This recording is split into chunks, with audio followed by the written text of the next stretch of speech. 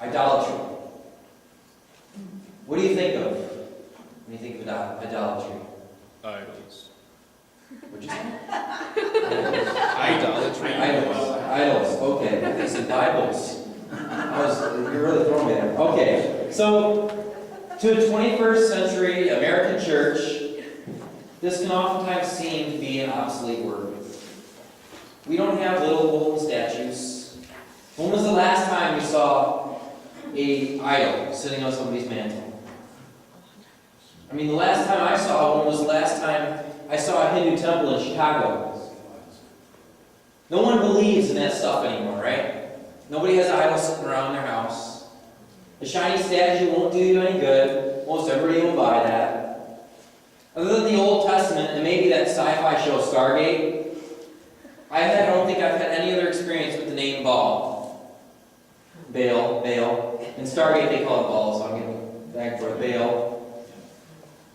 This idol is constantly brought up within Scripture as drawing God's people away from Him. But we have no reference for that today.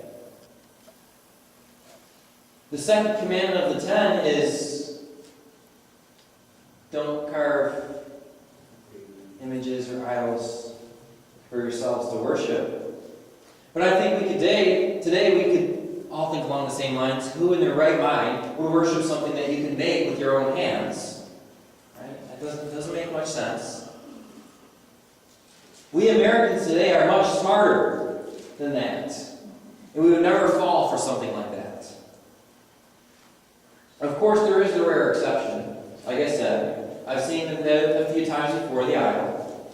But really, those people are just a little loopy, right? I mean, we all agree about that. They're a little strange to be worshiping an idol. At least that's the way we would think. So then, is idolatry absent from our generation today? Is everything Scripture says about idolatry obsolete because we in fact have already overcome it?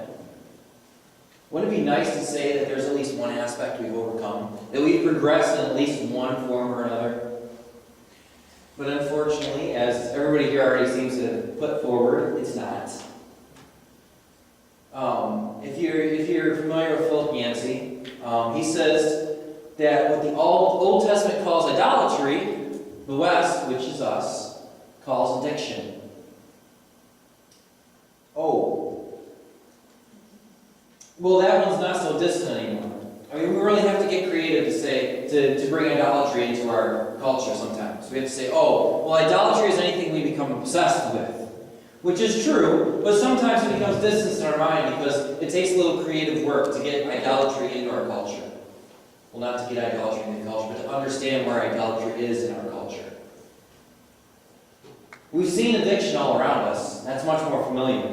Smoking, drinking, drugs. Those are dirty and addictive. But I know I don't do any of these, so I can rest in peace. But see, sometimes we get ourselves stuck at this point and bind ourselves to the reality that these are the limitations of addictions. We bind ourselves to this idea that addiction means these big things, and that's it. We think that addiction is pretty plain, ordinary, easy to identify, and is in no way tricky or conniving.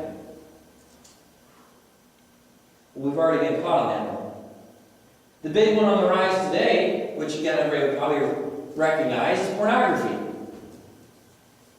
I read something that just astounded me this week. It said 70% of young adults and teenagers have had some form of experience with pornography. And I would say that's probably low, because no matter when you talk about things like this, they rely on polls. They rely on honesty. And as we know, most people are not honest about things like that. So if 70% said, yes, I've had experience with pornography, then you can probably bet that it's higher than that, because somebody lied.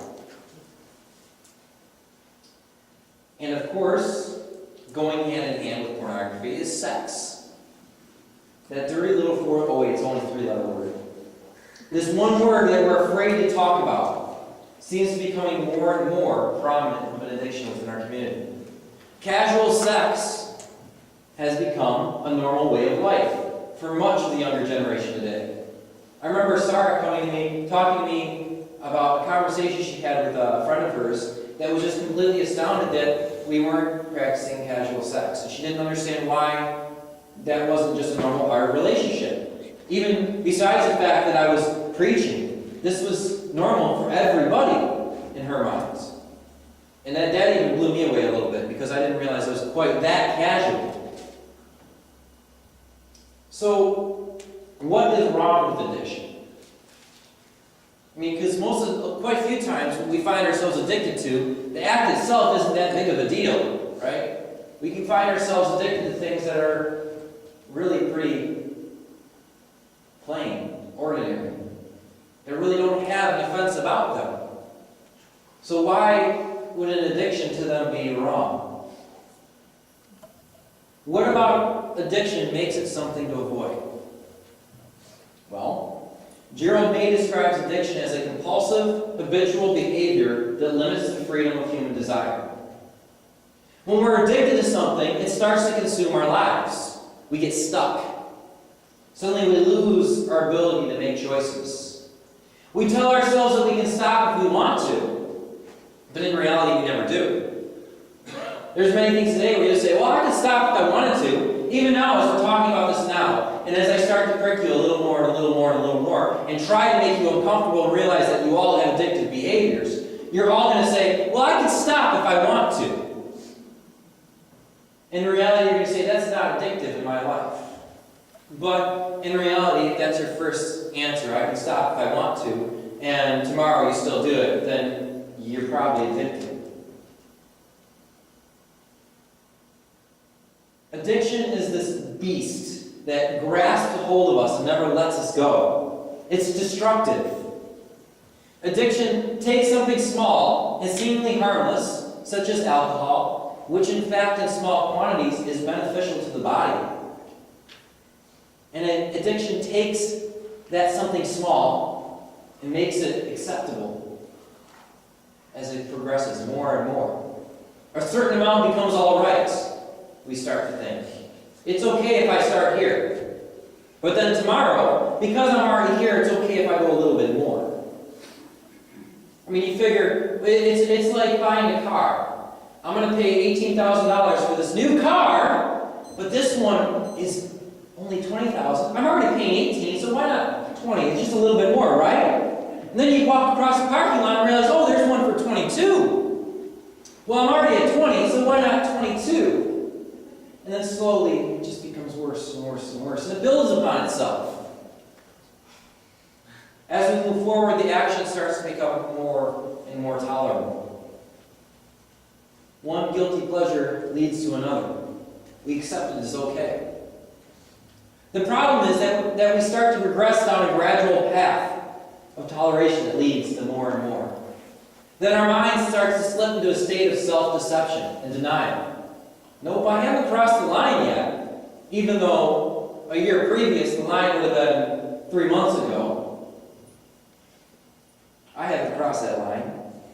It really isn't a big deal. It won't hurt. I know I used to think this is wrong, but after I've gotten some experience with it, I realized that it's really no big deal. We start to deny if there's anything wrong with it. I'm not doing anything wrong. We rationalize it away and say, it's all right. When I get this far, it will be too far, and I'm not there yet. But how far is too far has changed day by day. And suddenly, too far is the next step until you make that next step. And then too far is the next step after that. Soon we stop thinking about it at all. We just start to practice that addiction. We have no choice. It's just the way we do things. A part of life. Soon a way of life, separated by a period of time, individual cravings here and there, becomes life itself. Our cravings are no longer separated, but one constant act in our lives. It's like breathing. You never stop.